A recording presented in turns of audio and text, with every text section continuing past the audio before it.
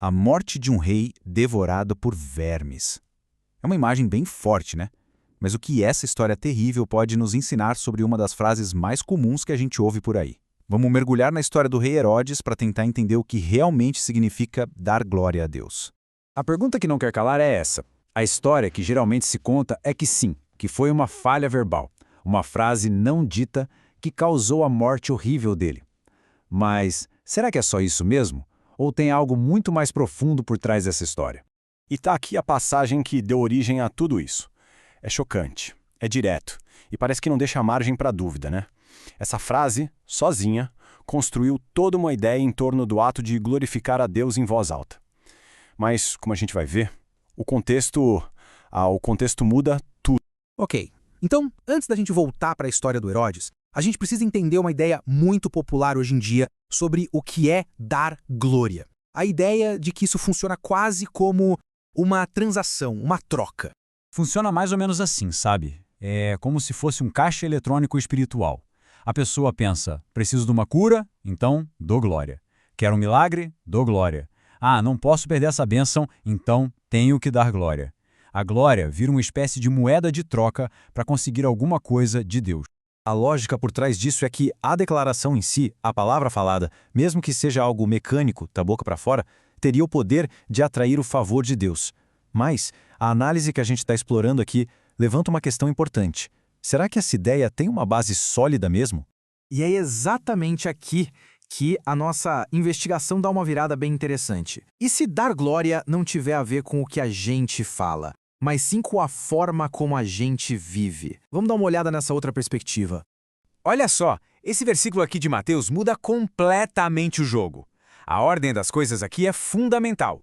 Primeiro, vem as boas obras, ou seja, a vida da pessoa.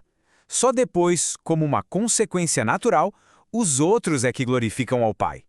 Então a glória não é algo que a gente faz, mas algo que a gente provoca nos outros com o nosso jeito de viver.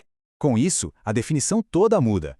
Glorificar a Deus, nesse contexto, acontece quando o jeito que alguém vive é um testemunho tão poderoso que quem está de fora olha e pensa, nossa, tem alguma coisa diferente ali, tem algo de Deus na vida dessa pessoa.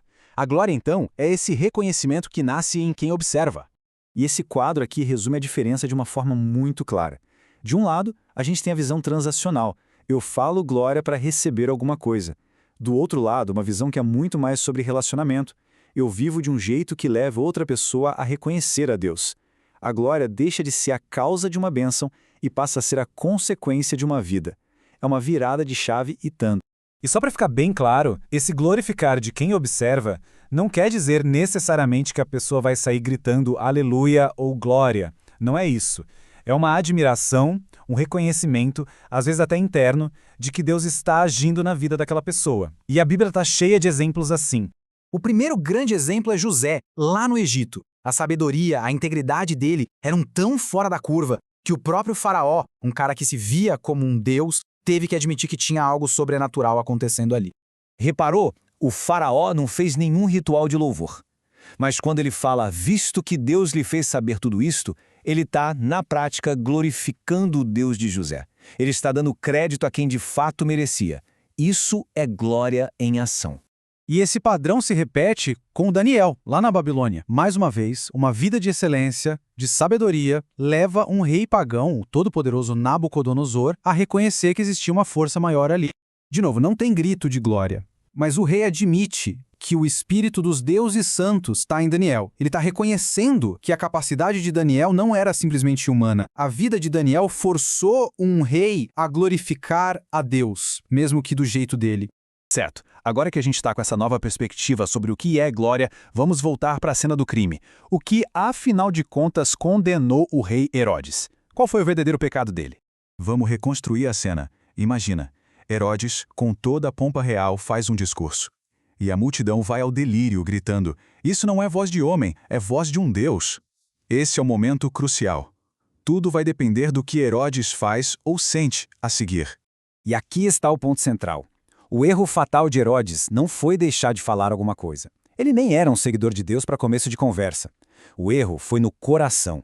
Ele ouviu a multidão o chamando de Deus e ele gostou da ideia. Ele aceitou aquela adoração para si mesmo. Resumindo então, a verdadeira falha de Herodes foi a soberba, o orgulho.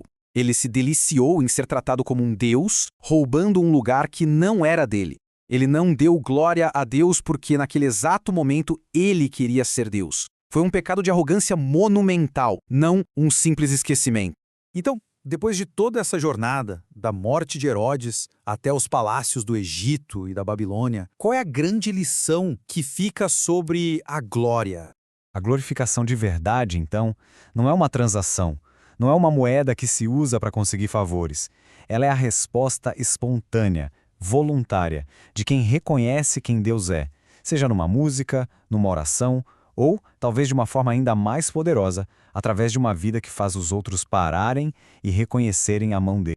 E vamos fechar com essa pergunta bem provocadora que a fonte nos deixa. Se uma pessoa precisa ser forçada a dizer glória, se isso não nasce de forma natural, será que o problema não é um defeito de fabricação? E se for, de quem é a responsabilidade por esse defeito? Fica aí a reflexão de que talvez a verdadeira glória seja algo muito mais profundo, muito mais orgânico do que uma simples frase.